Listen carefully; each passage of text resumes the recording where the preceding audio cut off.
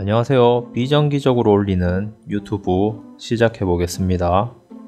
정기적으로 해야 되는데 이게 잘 안 돼요. 비정기적으로 올리다 보니 이걸 발견한 지는 한참이 됐는데 이제 올리네요. 신문사에서 유료 서비스란 게 있어요. 일반인들에게 공개하기 1시간 전에 미리 볼 수 있는 서비스입니다. 이 사실을 알고 나니까 뉴스 보고 주식 매매하는 게 굉장히 위험하다는 걸 깨달았습니다. 한국의 주식시장은 이상할 정도로 선반영이 빠른 시장인데요. 이런 서비스를 보면 분명히 1시간 이전에도 아는 사람이 있을 것 같습니다.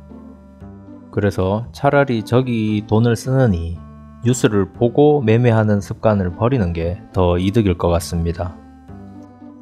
그 다음은 유튜브 보다가 우연히 발견한 사진입니다. 보시면 프로게이머 선수들인데 한국 선수만 유별나게 거북목이죠. 이 짤 제목이 한쪽은 게임을 직업으로 하고 한쪽은 게임을 놀이로 한다 뭐 이런 거였던 것 같은데요. 저도 최근까지 목이 안 좋아서 하루에 일을 한두 시간밖에 안 했어요. 거북목 상태가 오래되면 이제 목이랑 어깨가 계속 아파지기 때문에 일을 더 하겠다고 해도 할 수가 없어요. 몸만 더 버리고요. 그냥 쉬는 시간이 더 늘어날 뿐입니다. 근본적인 거북목 현상을 해결하는 게 좋고요. 스트레칭을 꾸준히 해야 됩니다. 이게 3달 정도 한다고 해결되는 게 아니고요. 그냥 계속 해야 됩니다. 정기적으로. 그 다음으론 페이스북이 이름을 메타로 바꿨죠. 자료는 한참 전에 적어놨는데 제가 유튜브를 하도 띄엄띄엄 하다 보니 이렇게 나중에 알려드리게 되네요. 페이스북은 전문적인 메타버스 회사가 되겠다고 목표는 밝혔고요. 유튜브로 홍보 영상이 좀 있습니다. 홍보용 영상에는 아바타 꾸미는 게 나오고요. 뭐 옷도 바꿀 수 있어요. 그리고 여러 명이 음성 채팅을 하는 게 나옵니다. 가상의 공간에서요. 그리고 아바타의 표정이 바뀌는데 뭐 이런 건 다 괜찮은데 보시면 어떻게 입력을 하는지 좀 명확하지 않습니다. 영상에 보시면 사용 방법을 알려주는 것 같은데 그게 다 CG를 덮어 씌운 거예요. 그래서 실사용이 저렇진 않을 것 같아요. 그리고 페이스북은 사명을 바꾸기 이전에 그 인스타그램이 청소년들에게 유해하다는 그런 이슈로 문제가 되고 있었습니다. 지금은 싹 사라졌죠. 그리고 오큘러스 퀘스트도 이름을 메타 퀘스트로 바꾼다고 하더군요. 그게 아마 입력 장치로 되겠죠. 참고로 영상에선 맨손으로 그냥 허공에서 허우적대고 있으면 입력이 잘 되는 그런 거였습니다. 그리고 HTC에서 나온 신형 VR 기기입니다. HTC 바이브 이후에 나온 후속 기기로 이름은 HTC 플로우입니다. 가격은 $499고요. 저기 눈 부분에 보면 반짝이는 재질로 되어 있는데 실제로는 VR 기기이기 때문에 반대편에 뭐가 있어도 볼 수 없죠. 대신에 낀 사람을 보는 사람 입장에선 그게 꽤 간지납니다. 번쩍번쩍거리고요. 선글라스 낀 것 같아요. 그리고 헤어스타일을 망치지 않도록 안경으로 되어 있어요. 다들 이걸 원했죠. 사진의 목쪽에 보시면 선이 있는데 이건 배터리 선입니다. 추가 배터리를 낄 수 있도록 되어 있어요.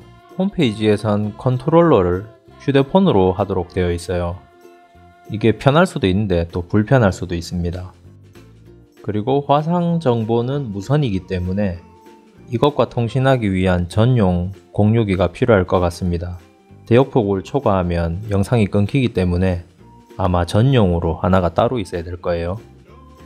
아직 VR 기기는 대중화 단계가 아니기 때문에 가격에 대해서는 뭔가 평가할 수 없고요. 디자인은 마음에 듭니다. 그 다음은 세계적인 기업들의 접속 이슈가 조금 있었어요. 그런데 거기에 맞춰서 KT도 같이 이슈가 있었네요. 로블록스는 홈페이지를 리뉴얼 했는데요. 특히 개발자 페이지를 이제 열었습니다. 제가 1월달부터 계속 안 된다고 했는데 이제는 됩니다. 지금은 NFT 쪽을 개발하고 있기 때문에 나중에 시간이 되면 한번 로블록스에 다시 손을 대보겠습니다. 로블록스는 실적 발표 이후 30% 급등해 버렸고요. 작년 대비 유저 수와 매출이 크게 증가했는데요. 이게 코로나 때문이라고 되어 있긴 한데 이제 백신 때문에 코로나 이슈가 줄어들면 이게 유지될런지 모르겠네요. 이 회사는 선반영이란 게 없나 봅니다. 그냥 급등해 버리는 거예요. 그리고 지독한 회사 블리자드 뉴스입니다. 이 회사는 20% 빠진 데서 14%가 다시 빠졌습니다. 이 회사는 선반영된 수준이 어느 정도냐면 오버워치도 없고 디아블로4도 없는 그런 수준이에요. 그냥 꿈도 미래도 없는 그런 거죠. 공동대표 2명이 새로 들어왔었는데 그게 3달 전입니다. 그 중에 1명이 나가버렸어요. 보통 이런 경우는 잘 없는데 이거는 좀 이상한 상황이긴 합니다. 회사에 추가적인 악재가 더 있을 거라는 걸 암시하는 걸 수도 있습니다. 저는 예전에도 말했듯이 블리자드 주주이기 때문에 이 부분을 제대로 평가할 순 없어요. 추가적인 하락에 대해선 다른 대응책을 실행했습니다. 주식이 물렸을 땐 보통 존버하거나 손절을 하겠죠. 손절을 하게 되면 현금이 다시 생기는 거니까요. 다른 걸 살 수 있게 되고요. 손실을 인증하면 그만큼 세금이 줄어듭니다. 수익이 줄기 때문에. 그래서 손절하는 것도 나쁜 방법은 아니에요. 거의 비슷한 시기에 비자 카드가 큰 폭의 하락이 있었어요. 이 회사는 엄청 안정적인 회사인데 이런 하락이 잘 나오질 않습니다. 정확히 어떤 이유인지는 안 봤는데 물류 대란 아니면 인플레이션 관련 이슈였어요. 향후 미래에 수익이 줄 거라는 거죠. 적자로 간다는 것도 아니고 줄 거라는 거예요. 이런 경우엔 어차피 둘 다 같이 내렸기 때문에 위험 부담은 동시에 있는 거라 그냥 옮겨갔습니다. 한 20% 정도를 손절해서 비자 카드를 산 거죠. 왼쪽 이미지는 제가 급락 이후 산 시점이고요. 그리고 몇 일 만에 약간 반등했어요. 대부분 급락한 다음날 약간 회복하는 경우가 많습니다. 이걸 노리고 투자하는 사람들도 좀 있고요. 쉽고 간단한 투자 방법이긴 합니다. 근데 안 통하는 경우가 있어요. 저 같은 경우엔 NC소프트를 이렇게 샀다가 그 다음날 더 빠졌죠. 한 3일 정도를 그렇게 빠진 것 같아요. NC소프트는. 그래서 여러분도 따라 하라는 그런 내용은 아니고요. 이 회복이란 게 어떤 건지 알려주는 엄청난 회사가 하나 더 있었습니다. 그 이름도 유명한 스타벅스이고요. 비자 카드가 빠질 때쯤에 같이 빠졌습니다. 비슷한 퍼센트였고요. 이슈는 중국 이슈랑 직원의 인건비가 크게 오르는 회사로 찍혔어요. 그런데 이 회사는 하루 만에 빠진 걸 그냥 다 회복해 버렸어요. 없었던 일이 돼 버린 거죠. 퍼센트가 신경 쓰이시는 분은 손절할 때 이득인 게 하나 더 있습니다. 이게 원본 물량이 줄어들면 다음번 물 탈 때 평단가가 빨리 올라가요. 그래서 심리적으로 회복된다는 느낌이 더 강하게 느껴집니다. 그리고 블리자드만큼이나 꿈도 희망도 없는 인텔입니다. 성능 엠바고가 풀린 시점이고요. 그래서 다들 벤치마크 점수를 공개하는데 이 부분에서 현 시대의 중요한 분기점에 걸려버린 느낌이었어요. 벤치마크 상엔 싱글코어 점수가 많이 올라갔어요. 그리고 게임을 테스트하는데 게임에선 큰 두각이 안 느껴졌거든요. 이 상황이 어떤 상황이냐면 게임에서 성능을 높이는 부분이 이제 더 이상 CPU가 아니라는 거예요. 이게 좀 극단적인 예시이긴 한데 만약 CPU랑 GPU의 성능 비중이 1대9 정도라면 성능 향상이 CPU가 20%가 올라가더라도 2%밖에 증가하지 않습니다. 게임에서만 특화된 문제이긴 한데 다른 분야에서 봐도 CPU 사용량을 그렇게 요구하는 곳이 잘 없습니다. 지금도 충분하다는 거예요. 그래서 현 상황은 인텔이 7나노 트랩에 걸려서 CPU만 올리다가 이제 쓸모 없어진 상황이 돼버렸어요. AMD는 2일 전에 발표가 있었습니다. 신기술에 대한 MCM이란 걸 적용하는 거였는데요. GPU에 대한 거였고요. 코어 숫자를 엄청나게 늘릴 방법을 마련한 거죠. 오른쪽에 AMD랑 인텔의 주가 흐름이 갈리는 걸 찍은 사진이 있는데요. 저것은 AMD가 발표할 때가 아닙니다. 인텔이 발표할 때 저런 수치가 나온 거예요. AMD는 MCM이라는 공정을 도입해서 코어 숫자를 GPU입니다. 14,000개까지 올릴 방법을 마련한 거예요. 그리고 연말 크리스마스 시즌엔 스팀덱이라는 기기가 출시하는데 AMD의 프로세서를 사용합니다. 이거 꽤 잘 팔릴 것 같아요. 성능도 훌륭하고요. 지원되는 플랫폼도 굉장합니다. 데스크탑에서 할 수 있는 대부분의 것들이 된다고 보시면 돼요. 굉장히 잘 팔릴 걸로 예상하고 있습니다.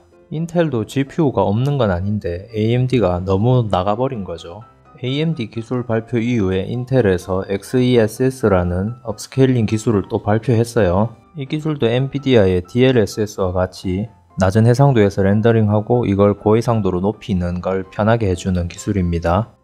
구현 방식은 DLSS와 비슷하기 때문에 게임 개발자가 선제적으로 뭔가를 학습시켜야 가능한 것 같아요. 공개된 영상은 엄청납니다. 그런데 이걸 발표하고도 AMD가 더 잘 나가고 있어요. AMD는 FSR이라는 기술이 있는데 이게 기존 것과는 좀 다른 방식입니다. 인텔과 엔비디아는 FHD로 영상을 만들면 그걸 4K로 만들어 주겠다는 거고요.